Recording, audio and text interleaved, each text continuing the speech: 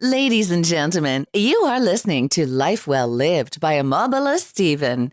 It's an engaging and enlightening talk show on life, relationships, and the business of life. Grab a cup of juice and just chill. Life Well Lived by Omobola Stephen. Live life. Live fully.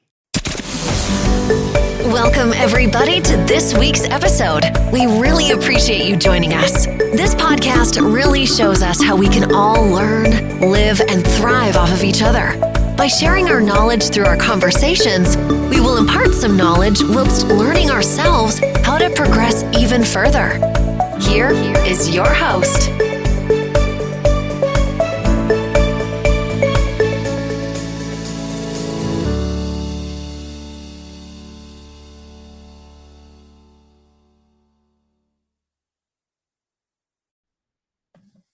Good to have you on the show once again. This is Life Well Lived by Omobola Stephen.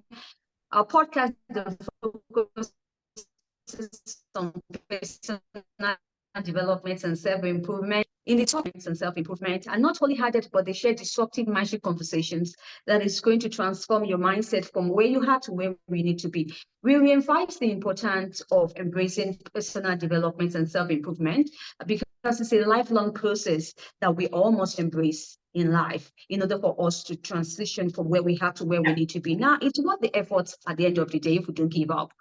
Today, I have Berman Fortgang, who is a career and business coach, a best-selling author, a speaker, and also a TV personality on the show with me. Now, she will be focusing on passion and career and how to navigate between these two. Welcome to Life Well Lived, Berman Fortgang. Hello, thank you for having me. Thank you for joining me, Laura. I'm looking forward to an exciting time. So how is it possible to keep one's passion? This is a very nagging question in the heart of my audience. And also career intertwined. The question really is, should one let go of one and embrace the other? I think that they can live hand in hand together. But sometimes your passion isn't always the thing that you're going to do for work. You know, when people say, I can't find my passion, I don't really think that's true. I think it's more about becoming a passionate person. It's not that one thing in life is your passion, but it's that you embody passion, that you are interested, that you're curious, that you are willing to try things, you're willing to take risks. So when you do find something that interests you, you're passionate about it. I don't think that it's necessarily that there's one passion that we each pursue. There's things that match your values that light you up. And that's what you're passionate about. And I think that career and passion can go hand in hand. That's what I would want for most people, but not always. You know, it doesn't always have to be that your work is something you're extremely passionate about. Sometimes it's a means to an end. Your work allows you the lifestyle to travel, or your work allows you the lifestyle to be a volunteer. So sometimes work is just a means to an end, and that can work for people as well. Does that make sense? Oh, right. No, so can we pursue passion as a career? What are some of the checklists we need to start ticking, or priorities we need to start considering? Well, if you're going to pursue passion as a career, you need to see if you can sustain that passion, right? What's going to make that passion go away, right? If you can't get paid for it, it might make that passion go away. If you hit a lot of roadblocks, it depends if that's going to stop you or if that's going to make you more passionate. When we pursue what we're passionate about as a career, we have to really ask, should this thing be a career? Should it be a hobby? Should it be a career? Should it be something I do on the side? They can coexist. They can coexist, but they don't have to. So a checklist. Is it sustainable? Is it something that is in my control, or is it up to everybody else's control? Is it something that I can sustain? Those are the things to look at. You know, like I can be passionate about ballet, but I'm not going to be a dancer at my age, right? It's not sustainable. It's not likely. But I can be around beauty. I can be around dance. I can be around things that inspire that and that I'm passionate about. I can support younger dancers. I could create a scholarship for young people to study dance, or children who don't have the opportunity to be able to study dance, right? So it doesn't always have to be the way you make money. It just may be the way that you walk through the world. All right. So we have some folks who follow their passion. Now they're trying to turn it into a career. But now let's just get serious, or let's get real here.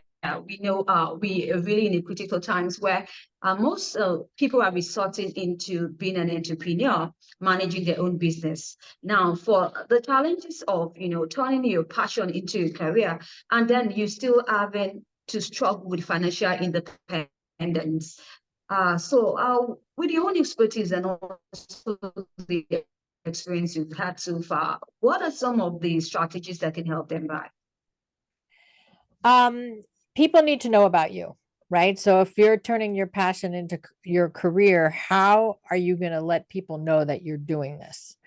So there's using your own network and letting people know. There's creating or finding centers of influence, right? So as a coach, I speak to lawyers, I speak to dentists, I speak to public accountants, I speak to people who are in touch with other big circles of people so that they know to refer business to me, right? So you've got your network, you've got your centers of influence, you've got social media, right? What are you going to put out into the world so people know that you're there? So one of the biggest things in turning your passion into your career is your visibility, not just, publicly with social media, but your visibility in your community, in your business community. People have to know what you do. And I think it's really important how you talk about what you do. So many people can't articulate what they do in a way that makes other people want to buy it or be served by them. They make it too complicated and too confusing. So we have to be really clear in our messaging. Right. So what are strategies that can help them to be able to market what they have? What are some of the strategies? Is that what you asked me? Yes.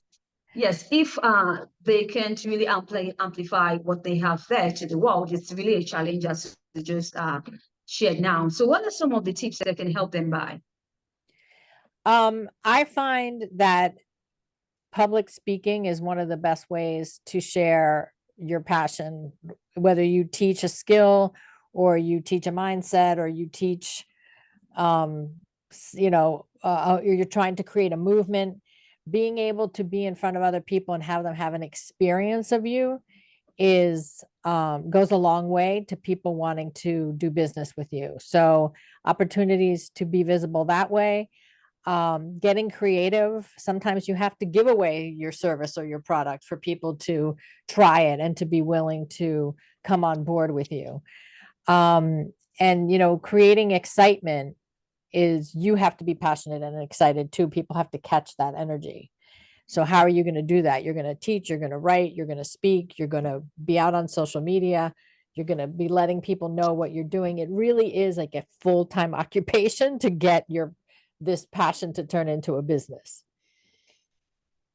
Thanks, Laura, for sharing that with my audience. So when it comes to navigating the next steps in career shift or career shift transition, we know we have some folks out there who are contemplating on having a career shift. But I would like you to tell me, why is our resume not inadequate for it? Is there something we are missing out? What you're alluding to is something that I say I have a TEDx talk, and it's called How to Find Your Dream Job Without Ever Looking at Your Resume. And so now we're talking about people who are looking for jobs versus people who are going to create their own business. The answer to what's next isn't always in your resume. Like if you're on a career path and let's say you're an engineer and the next several steps in your career, that's great. But your resume is only a chronological business case for doing something similar, right? Like I have this experience, and so my next step would be this. If you're really looking for a complete change, your resume is not going to tell you what that is. I do a life story process with people, and I help them really look at why you've made the decisions to be doing what you're doing. Was it just your parents? Was it social pressure? Was it, something that somebody didn't believe in you when you were younger and you decided that you were going to prove them wrong? We have interesting reasons as to why we get into the direction we got into. And when we want to make a change, we need to look at why did I go this way in the first place? Does it still have anything to do with me? Is it still aligned with who I really am? So it's not your resume that's going to tell you that, it's your life story. And I put people through a whole process to have their life story speak to them and have them figure out what's next. So that's why I say no to the resume and yes to the life story. Now, is there really anything like purpose and passion? I'm thinking in my head right now. Purpose and passion, are they interrelated? Is there any code that can help us to uncover them? Passion and purpose. Okay, so back to what I said before, like passion, I think is a way of being. It's you're being passionate, right? You're being passionate about life, or you're being passionate about a certain subject, you're being passionate about something happening. Purpose, I find to be distinct. Purpose is really like what you've been put on this earth to do. And it's not always something that you create, it's more something that you are. So let me explain. So I explain the three words: vision, mission, and purpose, right? Vision is what you see as possible. Mission is what you create with your hands, what you build. And purpose is your heart and your soul, and why you. Why are you uniquely built to do this thing? So I find purpose to be something that's already in you, that you don't need retraining for. It's just how the world uses you, what skill set is there, what and yes, you might be passionate about your purpose, but your purpose is not a job description. Your purpose is how you interact with the world and how that has a ripple effect. How, almost like if you did nothing, you would still affect people in some way. To me, that's your purpose. So I know that my energy is all about creating change in the world. And so that may be as a coach. It used to be as an actor. I run for political office. Like my purpose is to create change. It just may have different ways that I do it.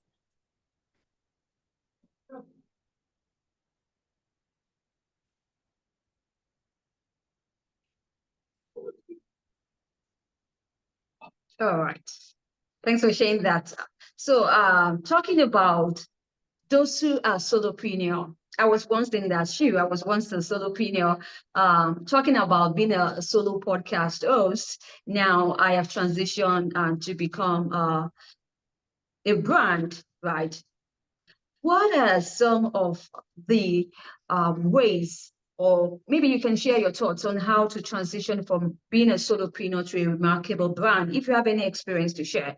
I know that there are some challenges along the way, and sometimes we're just pretty confused about how to go about this. Okay, so becoming a sensational brand, right? So when you're a solopreneur, you're doing everything. You're fixing the computer and you're sending out the marketing messages and you're doing everything. It's really hard to be freed up to be the brand, right? So the brand is the face of your company. The brand is a feeling, right? So if we go to Starbucks, I don't even like Starbucks coffee, but I like Starbucks, the brand, right? I like their stores. I like the neighborhood, that I like the atmosphere they create. I like the things that they put in their store. I like their creativity. So a brand is a feeling that you produce based on your personality or based on what people come to expect from you. So building a brand from a solopreneurship, it doesn't necessarily mean you need loads of people on your team and a PR company and a marketing company, but it just means that you start putting yourself out there in a way that you represent what you want people to feel about your company and the work that you do. So it's a feeling, but how do we communicate that feeling is in the look and the feel of our logo, in our website, in how we show up on social media.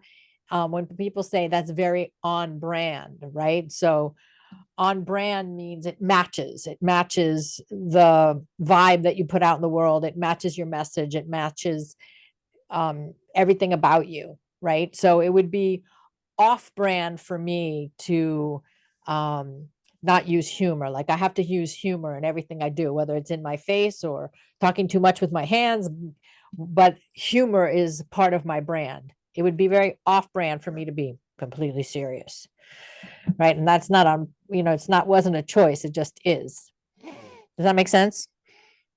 I'm sure it does. Thank you, Laura. Do you have any exciting news or any projects in the pipeline you're willing to share with my audience? Sure.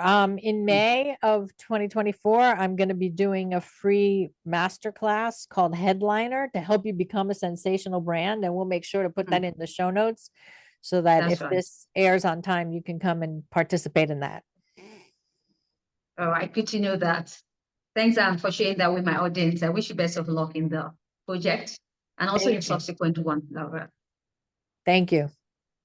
Laura, do you have any parting word you'd like to share? I would also like you to share your social media handles and your website. Sure. You can find me at laurabermanfortgang.com. So LauraBermanFortgang.com, laurabermanfortgang.com. I'm on most of the socials as Laura B. Fortgang, the initial B. So come find me on Instagram, Facebook, LinkedIn. Happy to connect with you. Happy to connect also with you, Laura. Thanks once again, Laura Berman Fortgang. You're a career business coach, a best-selling author, speaker, and TV personality, and so much more. Thank you for sharing your thoughts and your insight with my audience, especially talking about passion and career and how to navigate between this important two. My audience wish you best of luck once again, Laura. If you'd like to catch up with any missed episodes of Life Well Lived by Omobola Stephen, you can catch up on any cross-promotion platforms or any podcast distribution platforms you bump into online. Do you have a great time as you listen to expert and professionals share disruptive yet constructive Mindshift conversations on topics or subjects related to personal development and self-improvement? Till I come your way, I'm Omobola Stephen. I tell you, I'll talk to you soon. Bye for now.